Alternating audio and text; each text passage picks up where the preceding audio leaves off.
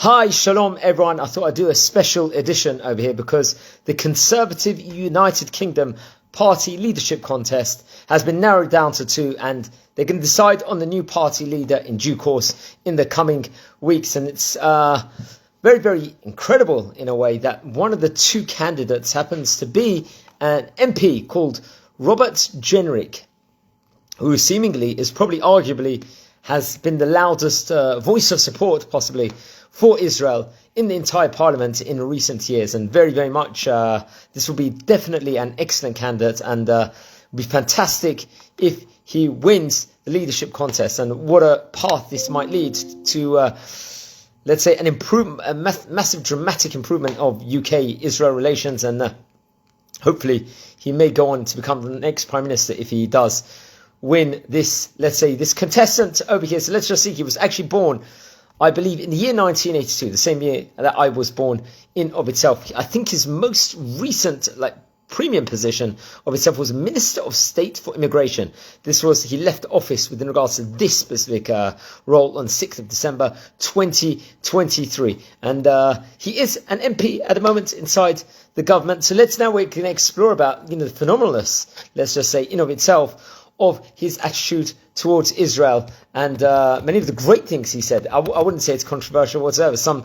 Many of the people out there will try and paint a negative picture of various different things that he might say as extremist, but you don't expect anything else from, unfortunately, many of these people over here. So let's see some of the highlights over here. In January 2020, this was, I think, just before COVID started, just after the general election, when Boris Johnson, the previous Prime Minister, thumped Jeremy Corbyn, he spoke at the Conservative Friends of Israel reception. He did, Robert Jenrick did, the MP, and he told the audience at the time that he would look forward to the day when Britain's embassy in Israel will be moved to Jerusalem. And that was breathtaking, because it's interesting at the time, because Boris Johnson was posed that question. He was a Prime Minister just, I think, 1 month or into his Prime Minister role at that after winning the election. Obviously, he was a Prime Minister for a year. He himself had talked down the prospect of moving the embassy to Jerusalem, but Robert Jenrick also came totally out of his way and said how he'd look forward to, the embassy being moved to Jerusalem. And what an emphatic and great, refreshing thing, because the capital of Israel is Jerusalem. That's what we naturally do know over here.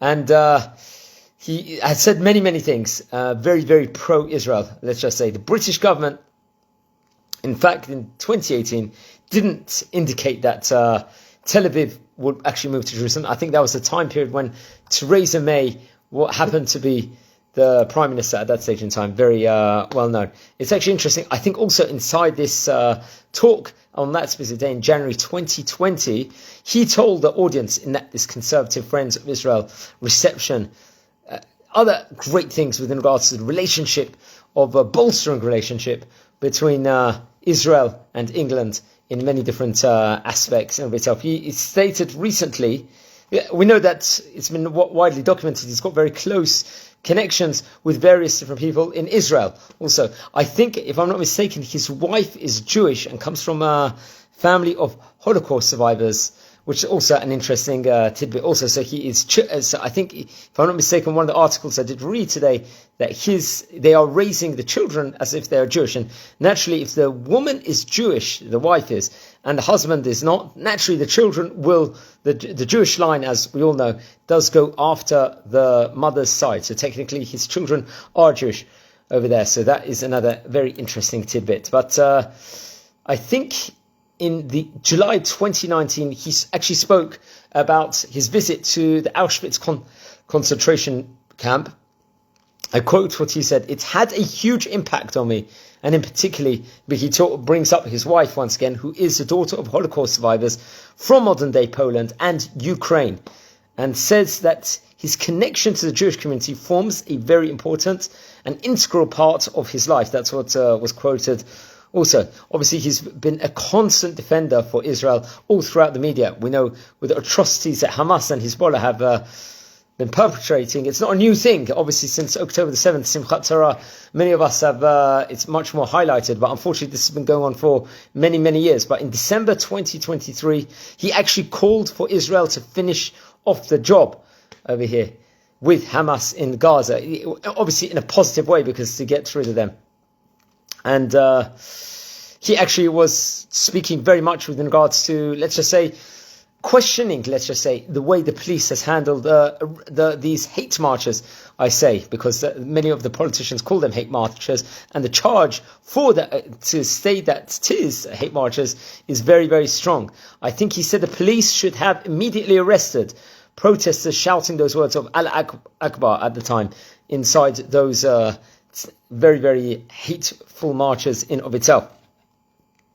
And constantly he's been going on the TV defending Israel. This has been going on for many, many years, which is obviously we need all our friends, and we really see who are the friends of the Jewish people when they come out and especially defend Israel. I think in September 2024, this is actually last month, during the Conservative Party leadership campaign, he promised once again to move Britain's embassy in Tel Aviv to Jerusalem and to recognize Jerusalem as the capital of Israel. And he actually, I'll quote what he says, that saying that if the Foreign Office or the civil servants don't want to do it, I will build it myself. That's how staggering. And remember, at this point in time, we are in where, unfortunately, there's so much criticism against Israel. It's an easy thing, unfortunately, for many people to do out there all over the world, is to criticize here, criticize that, and that, unfortunately, we've seen. But he's actually went out of his way. Many people could say that from his point of view, to now say these incredible, truthful comments about Israel. Obviously, Jerusalem is our capital.